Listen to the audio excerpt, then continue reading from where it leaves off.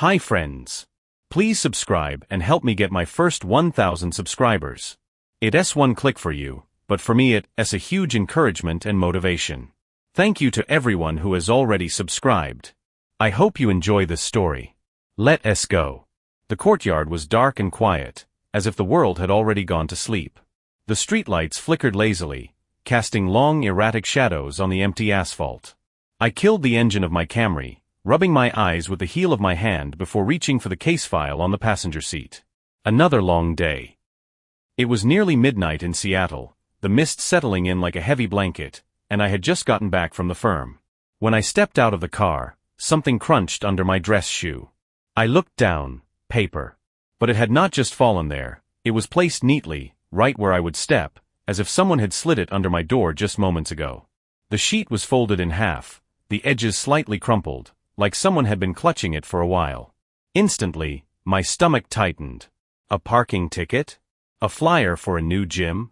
It did not feel like junk mail. I unfolded it. The handwriting was sharp, jagged, in black ink. No date, no signature. Just a few lines that felt like a punch to the gut. You have no idea what your wife gets up to after midnight. Want to know? Join the chat tomorrow at 12:30 a.m. Her handle, Velvet Viper. Good luck, cuckold. My hand lowered slowly, feeling heavy as lead. My heart was thumping dully against my ribs, a slow, heavy drumbeat. I looked up at the windows on the second floor of our townhouse. A soft, warm light was glowing from the master bedroom. Kate was still awake. 6 months ago, everything was normal. At least, I thought it was. Kate and I had been together for almost 6 years. We met at UW, got married 2 years later. I was grinding away in corporate law, and she was into photography, though mostly as a hobby. She had been working at a boutique marketing agency downtown, but eventually, the burnout hit her hard. She quit, looking for something new, something fulfilling. One evening, she came up behind me in the kitchen while I was brewing a fresh pot of coffee, wrapped her arms around my waist, and said, "Jake, I've been thinking, maybe I should try starting an OnlyFans?" I almost dropped my mug. "Excuse me?" I asked, turning around. She looked calm, maybe even a little playful. "Well, nothing crazy," she continued quickly. "Just feet pics, maybe some lingerie. It is a huge trend right now for girls to make extra cash. And look, it would be totally under your supervision. If you're uncomfortable with it, I pull the plug immediately." I laughed then. I genuinely thought she was joking. But a few days later, she showed me the page. And then somehow, it just became part of our routine. We started taking photos. I held the iPhone, she posed on the sectional, on the kitchen island, in the bathtub, wearing stockings and lace tops. At first, it felt like a game. Weird, sure, but harmless. Honestly, it kind of turned me on. "You do not mind?" she asked one night while we were uploading a batch of photos. "As long as we keep it honest, no," I shrugged. "Just as long as this does not turn into..." "Hey," she cut me off. "It's just chatting with fans. You know I only have eyes for you. Do not be dramatic." She said it while lying on her stomach in a white lace bodysuit, clicking her mouse and replying to some guy in a chat room. Then the money started coming in. First, it was a trickle, an extra $300 a month. Then $700. Within a couple of months, it was hitting $2,000. She bought professional studio lighting, a massive ring light, a new full-length mirror, and ordered dozens of lingerie sets. She called it an investment in content. And I kept believing it. Or maybe I just wanted to believe it. Soon, the subscribers started sending long, detailed messages. Her streams became regular occurrences, always late at night. She called it late-night chats with the audience. I tried to give her space. I'd put on my noise-canceling headphones, play Call of Duty on the Xbox, and eventually go to bed alone. "It's just work, Jake," she'd say. "You do not get jealous of your clients when you read defending them in court, do you?" I nodded. But even then, something in the back of my mind started to itch. A feeling I did not want to acknowledge. It started with the little things. Kate began ordering new lingerie basically every week. I watched her tear open the Amazon packages, lace, latex, sheer fabrics. Stuff she had never worn before. Not even for me. Especially not for me. Subscribers love variety, she said with a smirk, posing in front of the mirror. I am like an actress, just without the script. In the evenings, she would disappear into the guest room, now officially dubbed her studio. Blackout curtains, the ring light, a vanity table, a tripod. She started locking the door. I did not even ask why. I did not want to hear the answer. Everything seemed the same on the surface. Just quieter. She started streaming closer to midnight. I was usually already in bed. Through the wall, I could hear her voice. A soft, seductive tone, giggles, exaggerated sighs. It triggered a strange cocktail of emotions. Annoyance, embarrassment, arousal.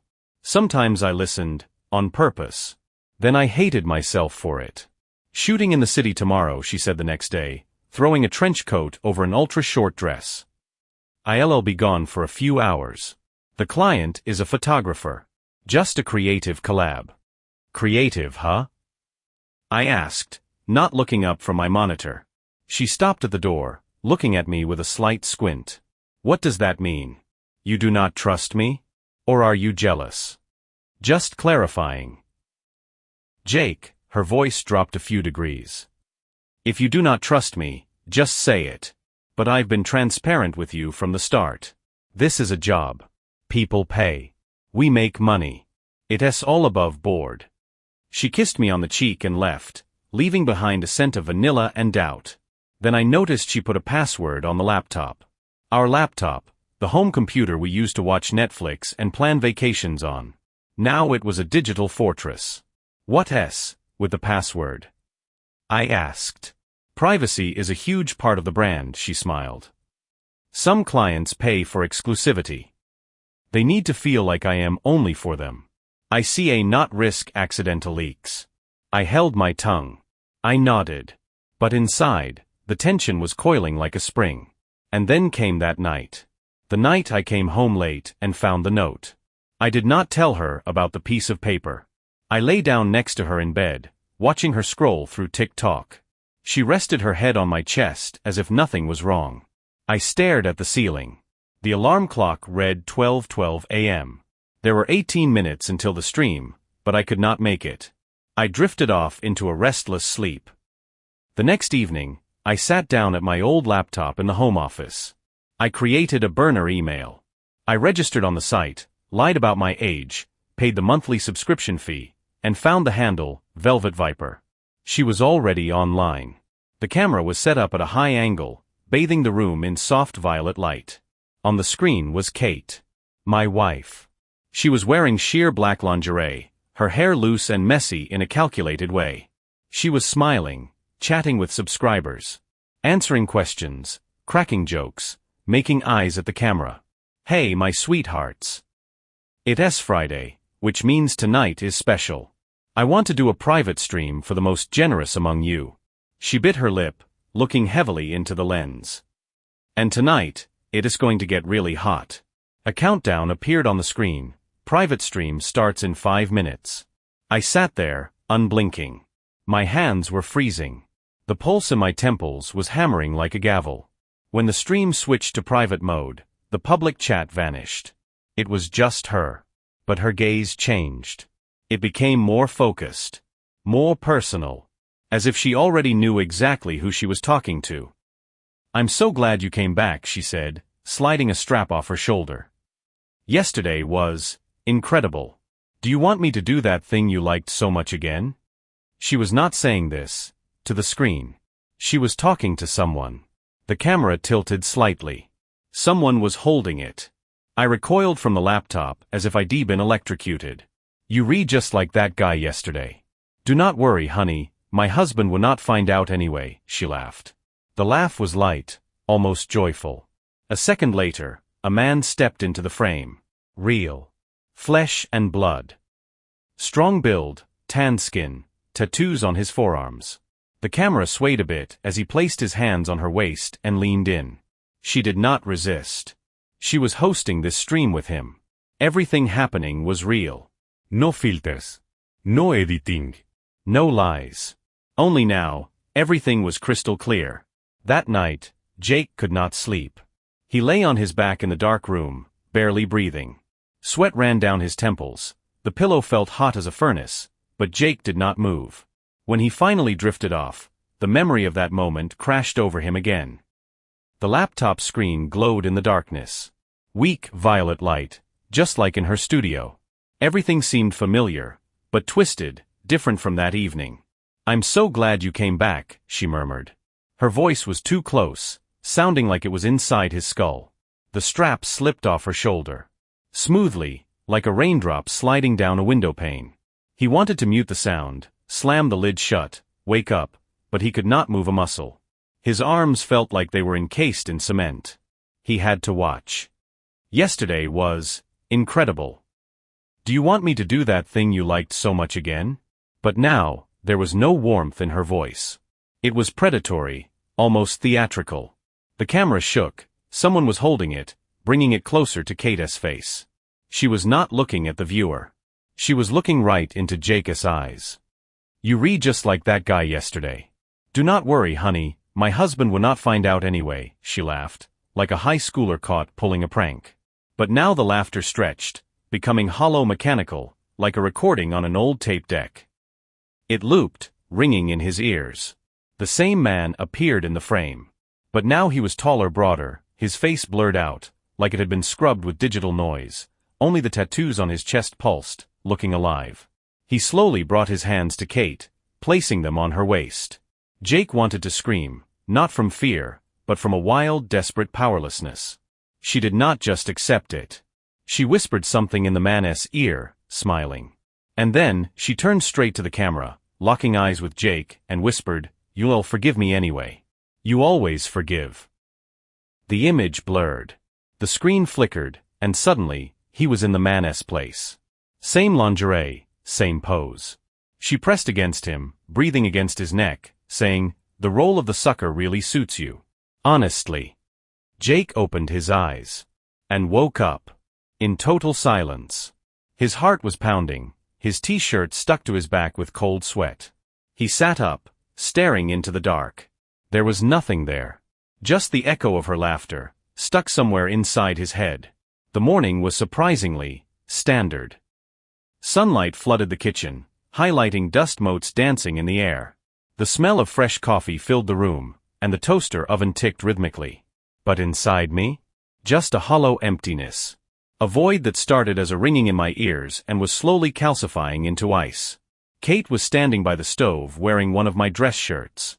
She was scrambling eggs. Her hair was effortlessly messy, her expression calm. You would never guess that just hours ago, she was having sex with another man on camera. "Good morning," she said, flashing a bright smile. "You re awful quiet today. Everything okay?" I nodded. I did not want to talk. Not a single word. I just watched her pour herself a mug of dark roast. I watched her lift the cup to her lips. I watched her settle into the chair at the breakfast nook, crossing her legs. "Rough week?" she asked, taking a sip. "Maybe we should get out of town this weekend? I found this killer Airbnb up in Leavenworth. It has an outdoor hot tub. What do you think?" "I'll tell you what I think. Just not yet." I nodded again, pretending to be absorbed in the headlines on my iPhone. This time, I decided to burn it all down. But I was going to do it methodically. I waited until evening. When Kate locked herself in her studio again, just another late-night stream babe, I walked into the master bedroom and opened her nightstand drawer. The bottom one, hidden under a false panel where she used to keep old letters and perfume samples. Now, there was a second phone. A brand new iPhone. No case. No stickers. I tapped the screen. No passcode. Stupid. At this level of deception, that was just lazy. I opened it. It was a graveyard of chats. Signal, WhatsApp, Telegram. Real names. Dates. Venmo transactions. Photos. Videos. These guys were not just flirting with her in a chat room, they were meeting her. For cash. 5,000 for an overnight. 7,000 for a threesome. There were regulars, whales, who paid for exclusive weekends. Hotel bookings at the Four Seasons. selfies in elevators, videos from hotel showers. I scrolled through it all, my fingers numb. Buried in the contacts, I found the guy I was looking for, the one who left the note. His handle was Johnny Cal. The thread started with the usual fanboy worship. Then it shifted to heavy flirting. Then, real-life hookups. And finally, the crash. You promised we'd be together, Kate. Why are you ghosting me? You were different when we were together. You were real. Now you re-back to this Ice Queen act. Like I was just paying for a rental. If you do not answer me, I'm telling your husband. Do you think he's that stupid? And there it was. The whole story. She hooked him, milked him dry, and discarded him. And now he figured if he could not have her, he'd make sure her husband, me, knew exactly what he bought. I turned off the phone and slid the drawer shut. I sat on the edge of the king-sized bed. The pain was gone. All that was left was a cold, razor-sharp clarity. When I heard the bathroom door down the hall click shut, she was taking a break. I slipped into the guest room, into her studio. I sat down in her gaming chair, right in front of the setup she used to broadcast our life away. I pulled up her profile, Velvet Viper. She was online, status set to BRB. Hundreds of subscribers were waiting in the chat. New photos, new teasers. Business as usual. Nobody knew. Yet. I alt-tabbed to her email. Found the direct contact for the platform's admin support. Found her local archives on the hard drive. Videos. Unedited chats. I dragged everything I needed onto a flash drive, just in case, but I did not stop there. I opened the broadcast chat window. Hey everyone. This is Jake. Kate's husband. You guys paid for a private stream recently. Here it is, watch closely. I uploaded the video file. The specific clip where she's with that random guy, looking into the lens, laughing. Jake would not figure it out anyway. Then, I dropped a few screenshots from her Signal chats. Receipts. Dates. Prices. Proof that the fantasy they were paying for was just high-end prostitution. I hit send to all. The chat room exploded. First confusion, then rage, then a waterfall of comments scrolling faster than I could read. WTF is this? You played us. I want a refund, you scammer. Where's my money for the exclusive? Subscribers started bailing. The counter in the corner ticked down. -10. -50. -100. Kate burst into the room, eyes wide and frantic. She froze when she saw me in her chair. She looked at the monitor, where the red text flashed, 216 subscribers. What did you do? She screamed, her voice cracking. You ruined everything. I looked up slowly. I was calm. No screaming. No theatrics. No, Kate. You turned yourself into a hooker. This is not a business. It's a brothel. She lunged at me, shoving me aside to grab the mouse, muttering frantically as she tried to close the windows, to stop the bleeding. We could have been rich, she gasped, her hands shaking. We had it all. The system was working. I stood up. Working? For who? For you? You were selling yourself, streaming with strangers, screwing guys in hotels for $5,000, while I sat here every night thinking you were just tired from shooting. You a prostitute, Kate. She froze. She looked at me with a lost, hollow expression. I'd never seen her look like that. Not the actress. Not Velvet Viper.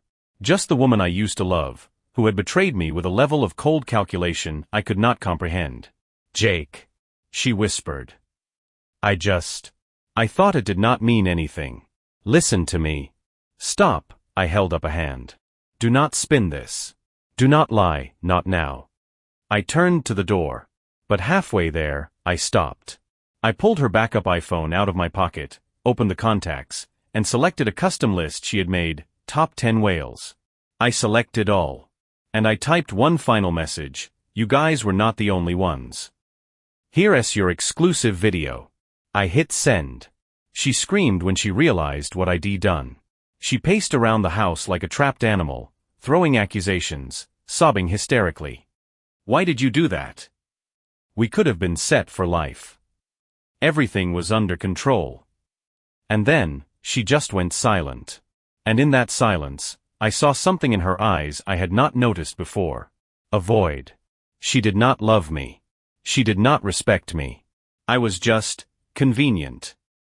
It was convenient to live with a man who worked late at the law firm, did not ask questions, and provided stability while she sold the illusion of intimacy to hundreds of strangers on the internet. And I had been comfortable too. Until I was not. But now? No. I packed my bags in under an hour. Just the essentials. I left my wedding ring on the nightstand. I did not even say goodbye. I just walked out the front door. I stopped at a gas station near the on-ramp to I-5 and bought a black coffee. I got in the car, turned on the radio, and for the first time in months, I took a deep breath. The air tasted like rain and freedom. Then, my phone buzzed. A text message. Bro. I was number 3 on that list. And trust me, you did the right thing. I read it 10 times. And you know what? There was no malice in it. No jealousy, no mockery. Just acknowledgement. Surprisingly honest. Almost human. I did not reply. I did not need to. Because it did not matter anymore. Kate was in the rearview mirror. Just like that entire life where I tried to be the supportive husband. Where I tried to ignore the obvious red flags. Where love was something that could be replaced by likes and tips. Everything is different now. I do not know exactly where I'm going. But I know exactly what I'm leaving behind. And that is probably the only decision I will never regret. 9 months have passed. Kate tried to reach out. She texted, called, even showed up outside my new office once. I walked out and saw her sitting on the hood of my car. Wearing oversized sunglasses, acting like nothing had happened. I miss you, she said, popping her gum. We made a good team. I looked at her. Long and hard. In silence. Then I just got in my car and drove away. Not a word. Not a shred of hope. A few weeks later, her account was nuked. Banned by the platform, or maybe she just gave up. The money dried up. The clients vanished. The empire she built on lies crumbled. I heard she tried to go back to corporate marketing. It did not work. One of her former fans leaked her entire archive onto the open web. Now, every job interview ends the moment the HR manager types her name into Google. The last I heard, she moved to Vegas. Living with some DJ, or maybe bartending on the strip. I do not care. As for me, I moved. Changed firms. Left corporate law and opened my own small practice. A modest office in a quiet town on the peninsula. Clean air. Clients who need wills and estate planning, not crisis management. I got a dog. A black Labrador named Blue. He knows when I'm having a bad day. He just lays his head on my foot and breathes. Sometimes, I remember that stream. Sometimes I dream about it. Vividly. She is talking, whispering, laughing. But now when I wake up, I do not see her empty pillow. I see Blue's soft muzzle and the morning light filtering through the blinds. I grab the leash, and we go for a walk. We breathe. We live. I'm not looking for love anymore. I'm done playing the savior. I'm just living honestly. And you know what? That is enough. For today, that is more than enough. And that is where today's story ends. Thank you for watching to the end. If you enjoyed it, do not forget to like and comment. We'd love to discuss this story with you. See you in the next video.